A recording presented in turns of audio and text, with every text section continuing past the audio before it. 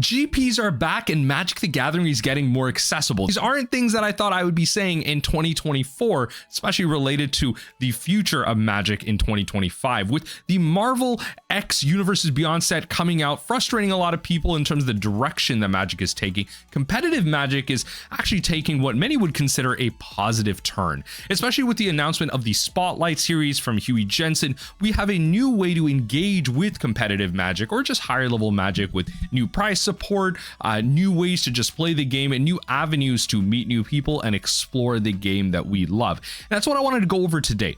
My initial thoughts on the announcement itself, and also my criticisms of it, because I think there's some glaring issues that I think do need to be brought up, that do need to be addressed in future iterations of Spotlight, and could potentially change maybe down the line based on how scheduling works for the latter half of the year. I can imagine a lot of Spotlight series right now for the beginning half of the year is probably kind of set in stone, especially with contracts and everything, but it's definitely something to look out for. Now let's hop right into the announcement.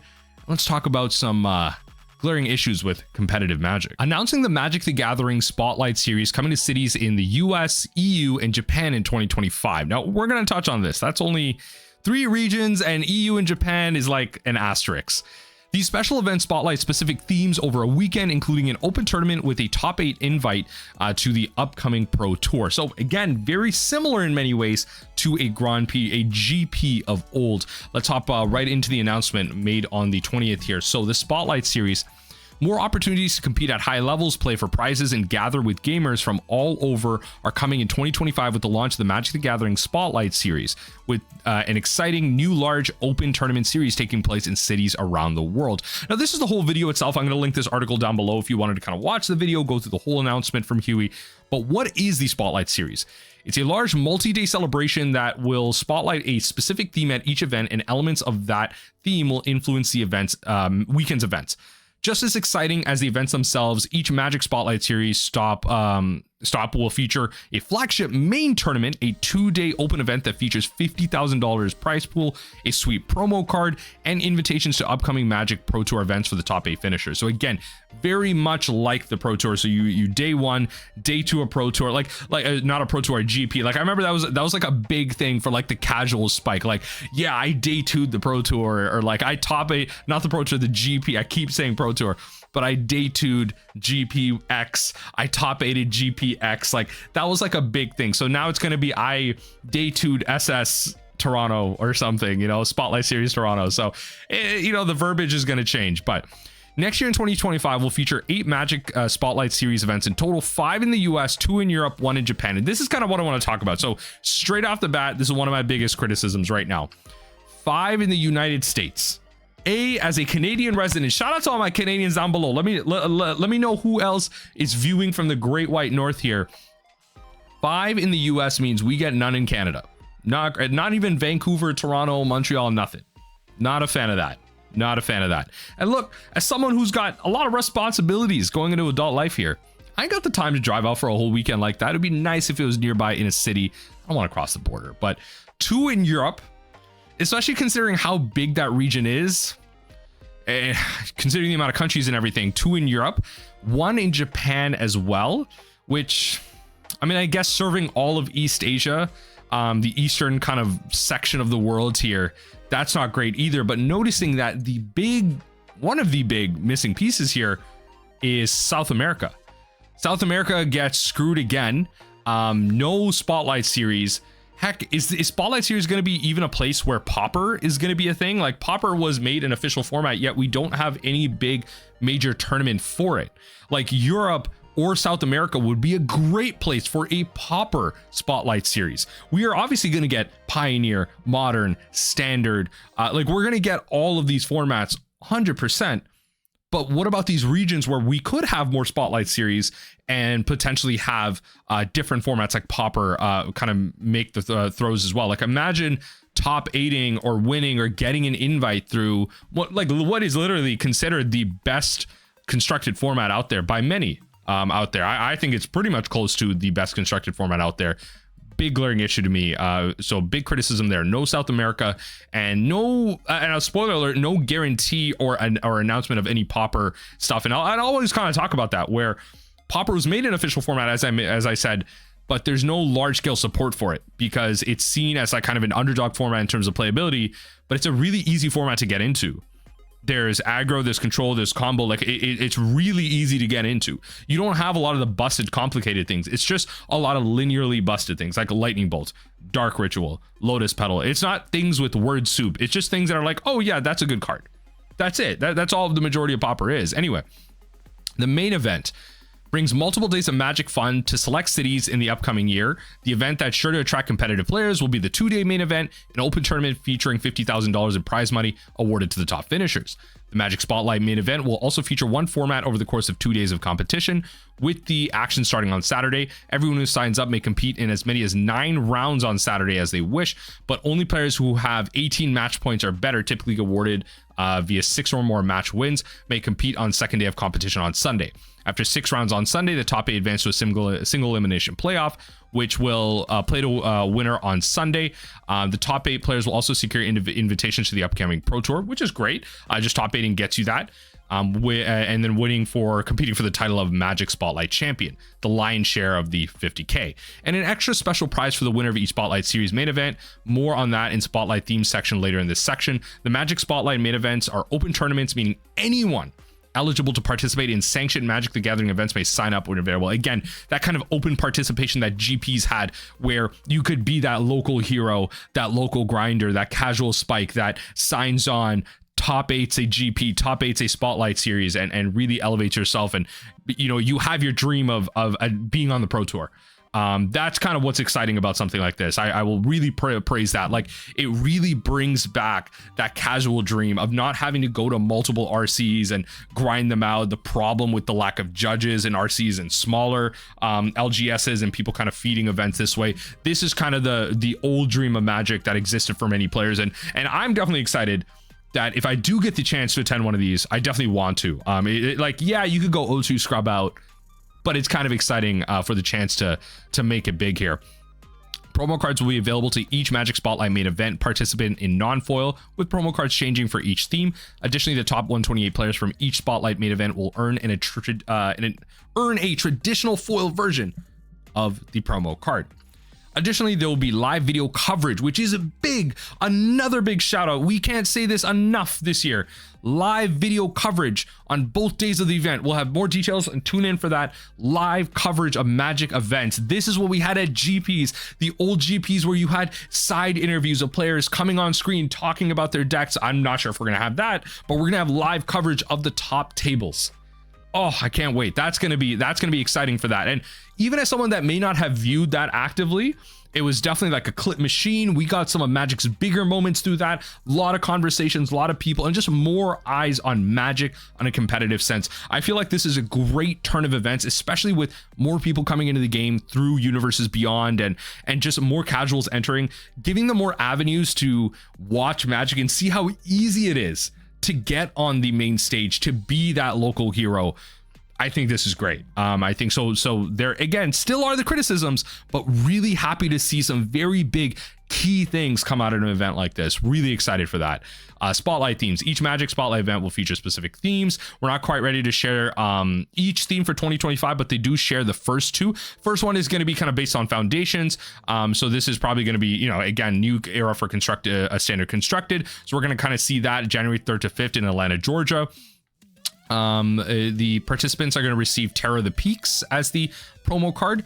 And then if we kind of scroll down here, also March 15th to 16th in Utrecht, Netherlands, we are going to get Modern, which is great. Big Modern following in Europe. I know a lot of my viewers on my channel are Europe. Shout out to the Europeans who kind of follow me as well.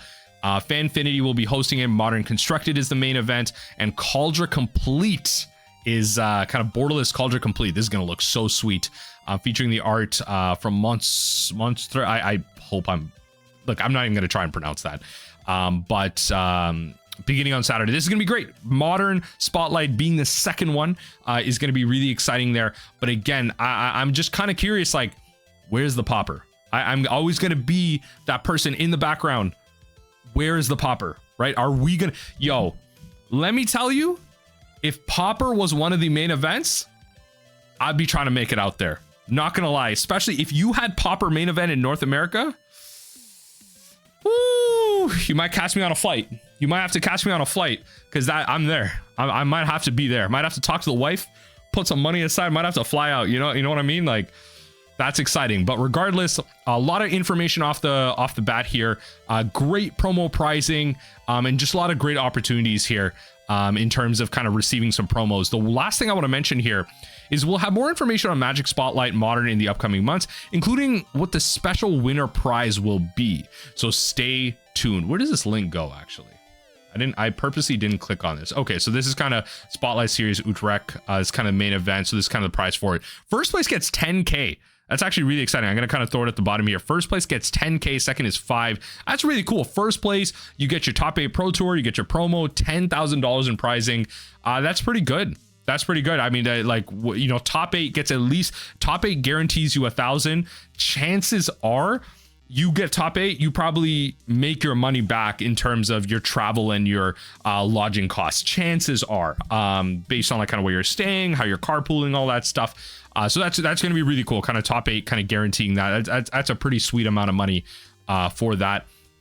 Kind of give you the location of it. That's actually pretty cool. One thing, again, I will mention is because they're kind of listing out a special prize, one thing I'm kind of curious about is, again, the One Piece TCG does this, and we recently had this with the whole idea of judges and kind of stopping that whole situation where we had a lot of collusion potentially in a top 8 for a Secret Lair showdown, where the first place Dark Ritual, there's only 4 copies of it, was sold on site for nearly $50,000.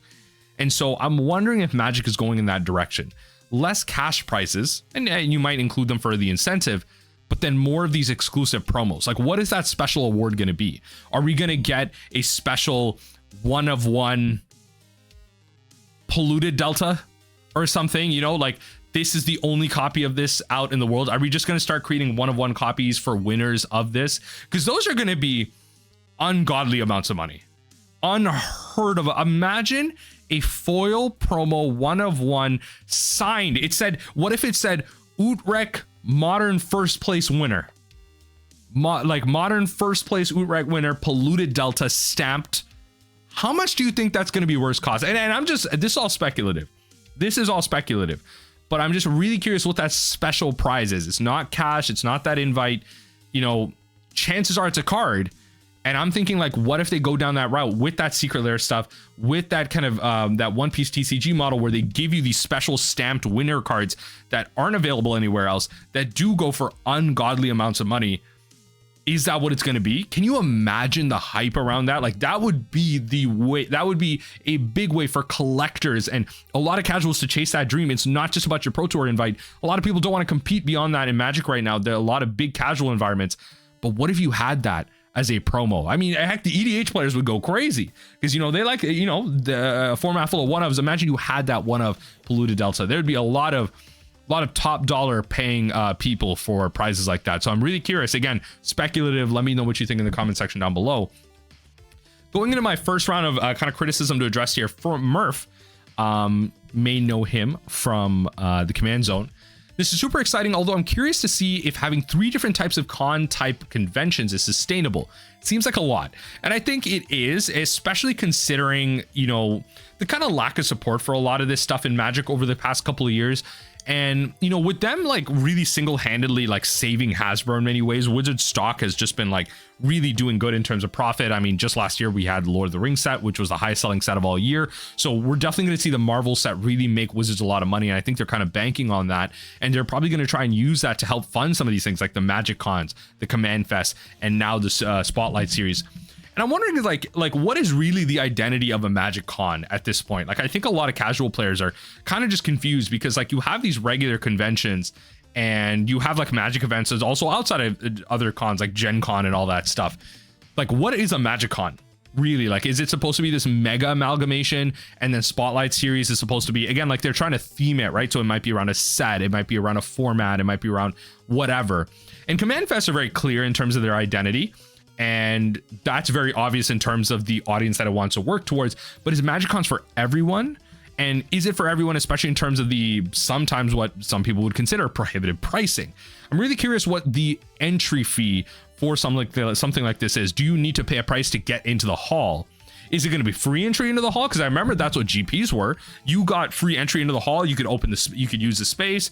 It's just if you wanted to participate in the main event, you would have to pay for that. And if you wanted to participate in any side events, you'd have to pay for that. But the hall was open access. And so you'd get into these tables, you maybe play some Commander, just be in an environment full of other Magic players, and then you just enjoy yourself that way.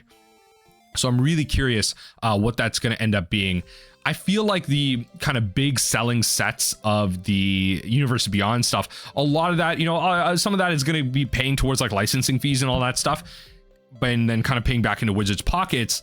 But also, I think the success of that is also going to potentially pay for some of this as well. I think there's a lot of banking on, again, as I mentioned, the Marvel set coming out next year in 2025 to be a kind of future way to pay back pay for some of these. So I think in the long term, the sustainability of this is going to be really interesting. But I imagine with a lot of the recent success of these sets, there's going to be a lot of lucrative ways to pay and sustain something like this.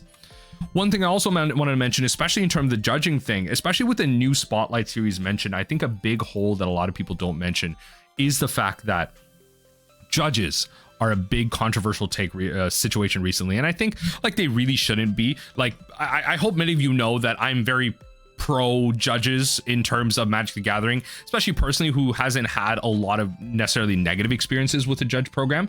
And I'm really hoping that they do get the opportunity to kind of work through themselves and work through their organization. But right now we have all these things like, you know, Darksteel Colossus promo and stuff from Pinfinity that a lot of the Wizards is kind of funding. But then the big gaping hole is that, you know, Wizards of the Coast, you know, they have these pins here, but they're not funding the judge program. You know, it sucks that WotC needs to send out these pins. If only there was already a community of people who are incredibly knowledgeable of the rules, given with their time and dedicated to the local community, people who we may call be a judge of high character.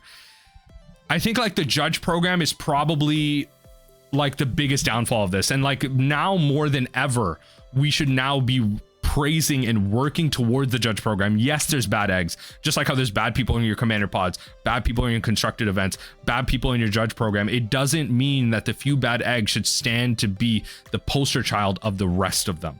Unless there is some type of systematic issue that we see in the judge program, which I don't believe there is evidence for at this point. We need to now back judges more than ever, especially considering that now we will need them more than ever in this new Spotlight series. There'll be a lot more eyes behind the Spotlight series, the Magic Cons, the Pro Tour, just competitive Magic in general, and that's a great step forward. But we also need to make sure that these are being handled and judged, managed, and oversighted by a good group of people that are here to keep the integrity of the game, that only mean well for the game. And we also want to make sure that we are getting the highest caliber of judges, that we are not getting just a bunch of, you know, casual L1s that may not know the program, know Magic as well, because there's not a lot of management in the judge program right now. It's really fallen off the cliff, and there hasn't been any real update from Wizards of the Coast on it. And again, maybe for the third time here, I really want to highlight that with another competitive Magic series, I think it's really important that we need to shift our focus onto the judge program and have other people look at this. Like, how do we improve this? How do we get more judges in? How do we continue the education of judges? How do we improve them in social environments, in different environments, especially if we go along that line of maybe they start printing out these exclusive cards that are one of one. We're going to see a lot more cheating, a lot more collusion, a lot more situations that are considered gambling and illegal based on the IPG and Magic Comprehensive rules. We're going to see a lot more of that. So how do we kind of navigate this? How do we kind of promote spaces where maybe things like this don't happen? Is splitting okay? Is it not? Like, again, like this only works with a comprehensive judge system, a really good group of judges, especially someone like Elliot, who, again, as their bio says, has been a long time Magic the Gathering judge.